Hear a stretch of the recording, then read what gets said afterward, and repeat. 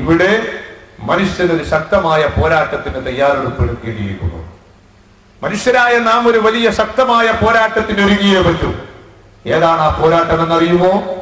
വാളുകൊണ്ടും കുന്തം കൊണ്ടും കടാരി കൊണ്ടും വെടിക്കോപ്പുകളെ കൊണ്ടും അതുപോലെ മാരകായുധങ്ങളുമായി കൊണ്ടുള്ള ഒരു വിപ്ലവമല്ല. അതേതെങ്കിലും പുറത്തുള്ള ശത്രുവിനോടുള്ള ഒരു പോരാട്ടമല്ല. മഹാനായ അഷ്റഫുൽ ഖൽഖ് മുഹമ്മദുർ റസൂലുള്ളാഹി സ്വല്ലല്ലാഹു അലൈഹി വസല്ലമ തങ്ങളും അവിടുത്തെ പ്രിയപ്പെട്ട അനുചരന്മാരാകുന്ന സ്വഹാബത്തും ജീവിതകാലത്തും ഏറ്റവും വലിയ പ്രയാസം സഹിക്കേണ്ടി വന്ന അതിശക്തമായ ഒരു പോരാട്ടത്തിന്റെ വേദിയെ അതിജയിച്ച് കീഴ്പ്പെടുത്തി സന്തോഷിച്ച് തിരിച്ചു വരുന്ന വേള മഹാനായ നബി സല്ലല്ലാഹു അലൈഹി വസല്ലമ തങ്ങളും സ്വഹാബത്തും വഴിയിൽ സ്വഹാബത്ത് വളരെ സന്തോഷത്തിലാണ്. അതിശക്തമായ ഒരു പോരാട്ടം, ആ പോരാട്ടത്തിൽ വിജയം കൈവരിച്ച് സന്തോഷത്തോടെ ആഹ്ലാദിച്ചുകൊണ്ട് തിരിച്ചു വരുമ്പോൾ അല്ലാഹുവിന്റെ റസൂൽ ആ മഹാന്മാരായ സ്വഹാബത്തിന്റെ ആവേശത്തിന് പതുക്കെ ഒന്ന് വില കിട്ടും. സ്വഹാബത്തിനോട് പറഞ്ഞു, ഓ പ്രിയപ്പെട്ട സ്വഹാബാക്കളെ, നമുക്ക് സന്തോഷിക്കാൻ സമയമായിട്ടില്ല. നാം ഒരു വലിയ യുദ്ധരണാങ്കണത്തെ ജയിച്ച് കീഴ്പ്പെടുത്തി നാം സന്തോഷിച്ച് തിരിച്ചു വരികയാണ്. പക്ഷേ നമുക്ക് സന്തോഷിക്കാൻ സമയമായിട്ടില്ല. ഇതിനേക്കാൾ വലിയ ഒരു വിപ്ലവത്തിലേക്കാണ് നമ്മുടെ തിരിച്ചുപോക്ക്. അതുവരെ സന്തോഷിച്ച സ്വഹാബത്തിന്റെ മുഖം അല്പം ഒന്ന് ചൂളി. മഹാന്മാരായ സ്വഹാബത്തിന്റെ മുഖത്ത് ഒരല്പം ടെൻഷൻ അത് പ്രത്യേകമായി പ്രകടമാകാൻ വേണ്ടി തുടങ്ങി. മഹാന്മാരായ സ്വഹാബത്ത് ചോദിച്ചു, അല്ലാഹുവിന്റെ റസൂലേ, ഞങ്ങളുടെ ഓർമ്മ വെച്ച കാലത്ത് ഇതുവരെയായി ഞങ്ങൾ അഭിമുഖീകരിച്ച ഒരു രണാങ്കണത്തിൽ ഇത്രയും വലിയൊരു പ്രതിസന്ധി അഭിമുഖീകരിക്കേണ്ടി വന്നിട്ടില്ല. ഈ വലിയൊരു പ്രതിസന്ധിയെ അതിജയിച്ച് കീഴ്പ്പെടുത്തി ഞങ്ങൾ തിരിച്ചു വരുമ്പോൾ ഇതേക്കാളും വലിയൊരു പോരാട്ടത്തിലേക്കാണ് പോകുന്നത് എന്ന് ഹബീബായ തങ്ങൾ ഞങ്ങളോട് പറഞ്ഞു. പ്രിയപ്പെട്ട പ്രവാചകരെ, ഞങ്ങൾ അല്പം വെപ്രാളത്തിലാണ്. ഏതാണ് ആ യുദ്ധം? ആ യുദ്ധം ഒന്ന് പറഞ്ഞു തരുമോ?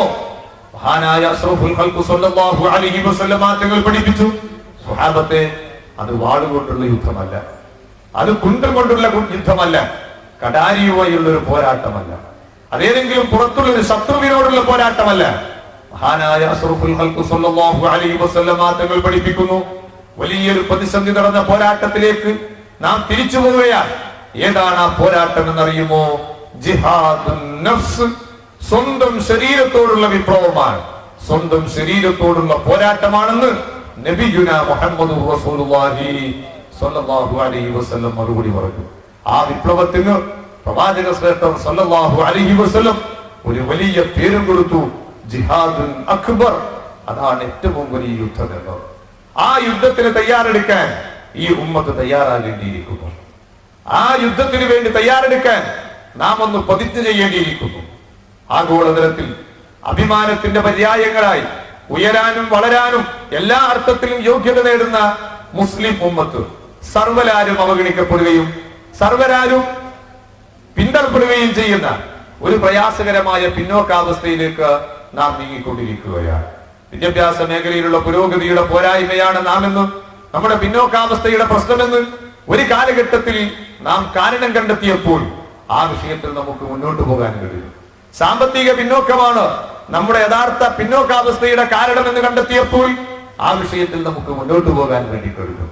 അങ്ങനെ ഏതൊക്കെ അർത്ഥത്തിൽ നാം പിന്നോട്ടാണെന്ന് പറഞ്ഞോ ആ അർത്ഥത്തിലൊക്കെയും നമുക്ക് മുന്നോട്ട് പോകാൻ വേണ്ടി കഴിയും. പക്ഷേ പ്രശ്നങ്ങൾ ഇന്നലെയേക്കാൾ കൂടുതൽ ഇന്ന് വഷളായിരിക്കുകയാണ്. ഇന്നിനേക്കാൾ കൂടുതൽ നാളെ വഷളാകാൻ വേണ്ടി പോവുകയാണ്. വിശുദ്ധ ഖുർആൻ നമ്മെ ബോധ്യപ്പെടുത്തിയതുപോലെ ലോകം മുഴുവനും വിശ്വാസികളുടെ ശത്രുക്കളായി മാറിക്കൊണ്ടിരിക്കുകയാണ്. ലോകം മുഴുവനും വിശ്വാസികൾക്ക് പ്രശ്നങ്ങളായി തീർന്നുകൊണ്ടിരിക്കുകയാണ്. മഹാനായ അഷ്റഫുൽ ഖൽഖ് സ്വല്ലല്ലാഹു അലൈഹി വസല്ലമ തങ്ങൾ സ്വഹാബത്തിനോട് പറഞ്ഞല്ലോ, ഓ പ്രിയപ്പെട്ട സ്വഹാബാക്കളെ, എന്റെ സമുദായത്തിന് പിന്നീട് ഒരു കാലം വരാൻ പോവുകയാണ്. എന്താണ് ആ കാലഘട്ടത്തിൽ എന്റെ ഉമ്മത്തിന്റെ അവസ്ഥ എന്നറിയുമോ? ഭക്ഷണം നിറയ്ക്കപ്പെട്ട സുപ്പറയ്ക്ക് ചുറ്റുഭാഗത്ത് വിശന്നവശരായിരിക്കുന്ന പട്ടിണി പാവങ്ങൾ വിശപ്പിന്റെ കാഠിന്യം കൊണ്ട് അത്യാഗ്രഹത്തോടുകൂടെ ക്ഷണിക്കപ്പെടുന്നതിന് മുമ്പ് തന്നെ ആ സുപ്പറയ്ക്ക് ചുറ്റുഭാഗത്തോടി കൂടിയിരുന്ന സുപ്പറയിലുള്ള ഭക്ഷണം മുഴുവനും വാരി വലിച്ചു തിന്നു തീർക്കാൻ ശ്രമിക്കുന്നത് പോലെ എന്റെ സമൂഹത്തിനെതിരെ, എന്റെ സമുദായത്തിനെതിരെ ലോകം ഒന്നിക്കാൻ വേണ്ടി പോവുകയാണ് എന്ന് മഹാനായ നബി സല്ലല്ലാഹു അലൈഹി വസല്ലമ തങ്ങൾ സ്വഹാബത്തിനോട് മറുപടി പറഞ്ഞപ്പോ, അവസ്ഥ വിശദീകരിച്ചപ്പോ മഹാന്മാരായ സ്വഹാബത്ത് വളരെ സങ്കടത്തോടുകൂടെ റസൂലുള്ളാഹി തങ്ങളോട് കണ്ണീരൊഴുക്കിക്കൊണ്ട് പ്രതീകരിക്കുകയാണ്, ചോദിക്കുകയാണ്. മഹാന്മാരായ സ്വഹാബത്തിന് ഈ രംഗം വരാനിരിക്കുന്ന അവസ്ഥയെ സംബന്ധിച്ച് കേട്ടപ്പോ മാനസികമായി വല്ലാത്തൊരു ടെൻഷൻ ഉണ്ടായി, വല്ലാത്തൊരു തളർച്ച അനുഭവപ്പെട്ടു. കാരണം സഹാബത്ത് അവർ ഒരുപാട് വില ഈ വിശുദ്ധ പ്രസ്ഥാനത്തിന് വേണ്ടി അർപ്പിച്ചിട്ടുണ്ട്.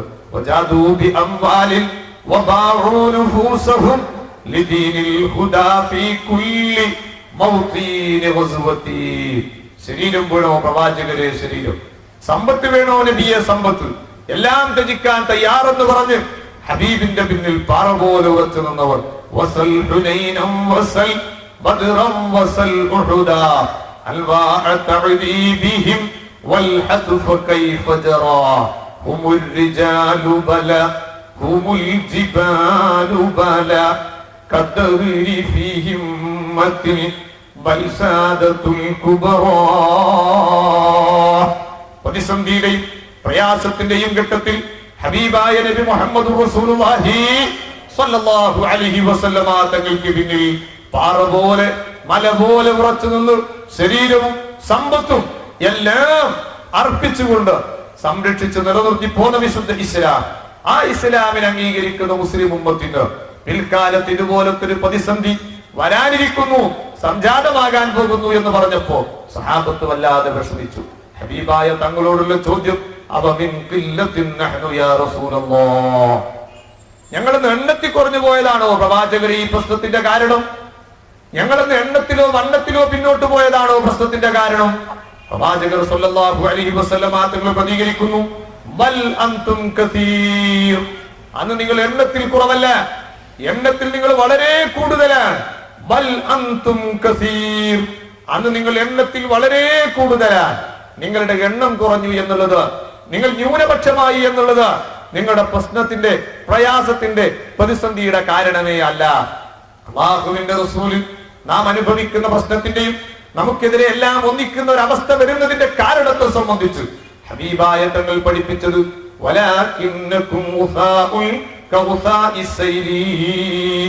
ശക്തമായ മലവെള്ളപ്പാച്ചിലിൽ അതിശക്തമായ ഒഴുക്കിൽ ഒലിച്ചു വരുന്ന ചണ്ടി ചവറുകളെ പോലെ മൂല്യം നഷ്ടപ്പെട്ടൊരു വിഭാഗമായി, നിലവാരം നഷ്ടപ്പെട്ടൊരു വിഭാഗമായി നിങ്ങൾ പരിണമിക്കാൻ വേണ്ടി പോവുകയാണ്.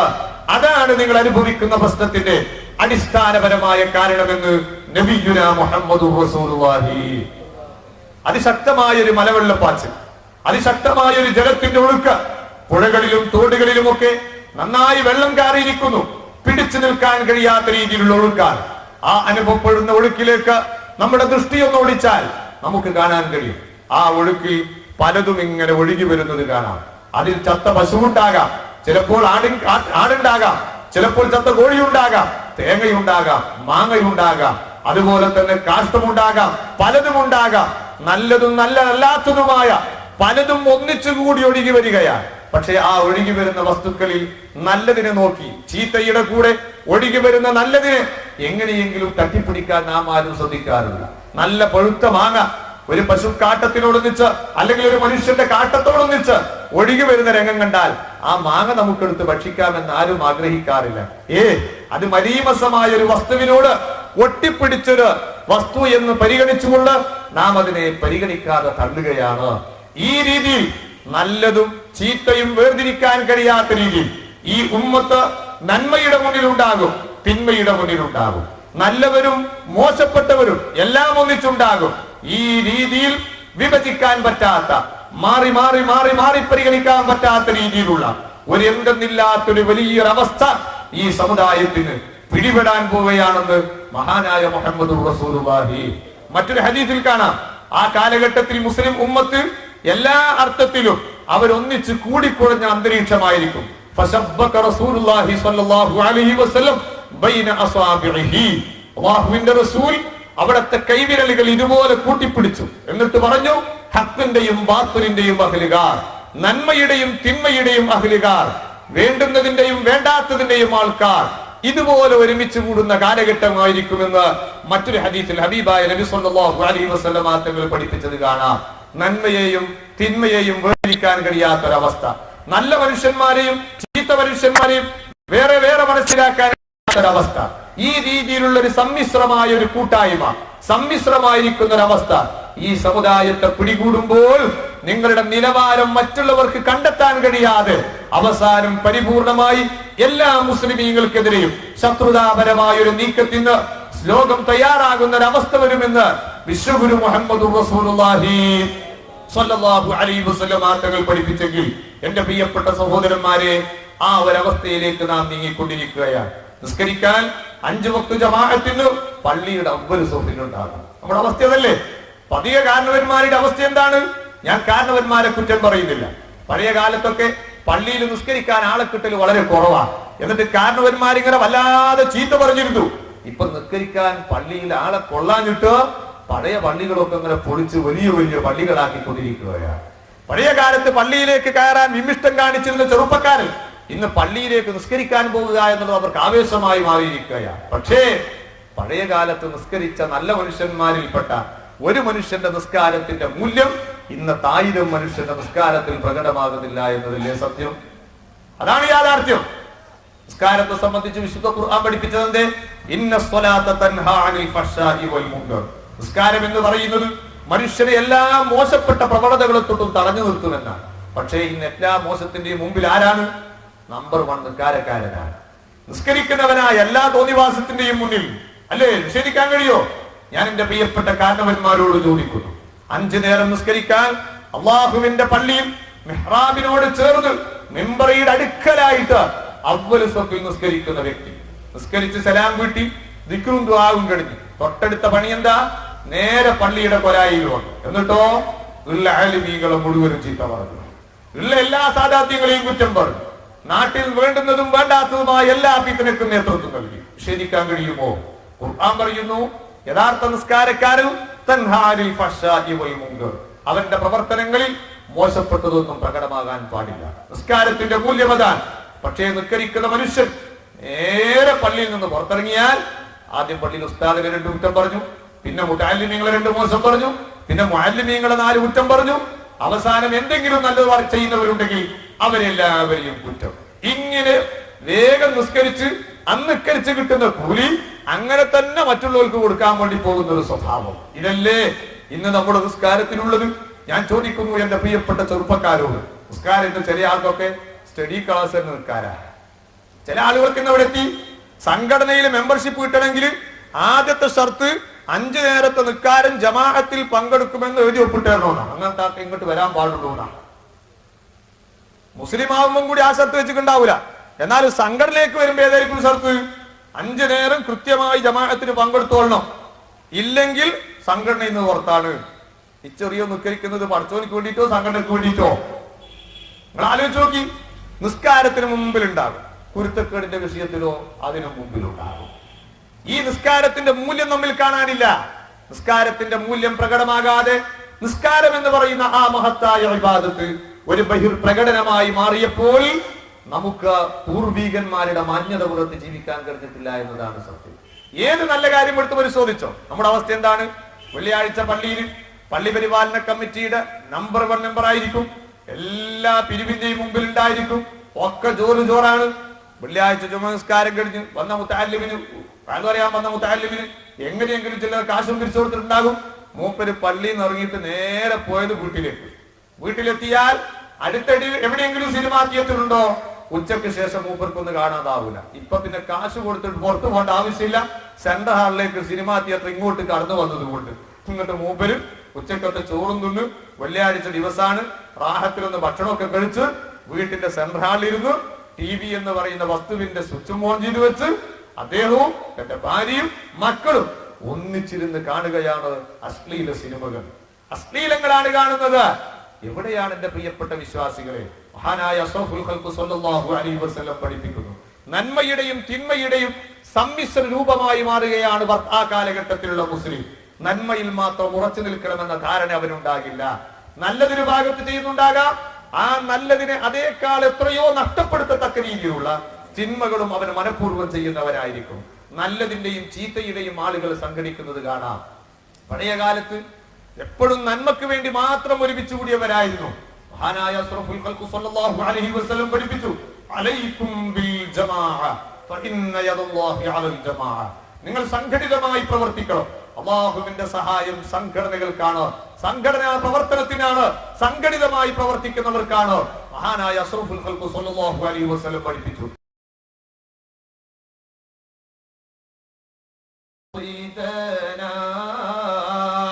واغفر لنا ما مضى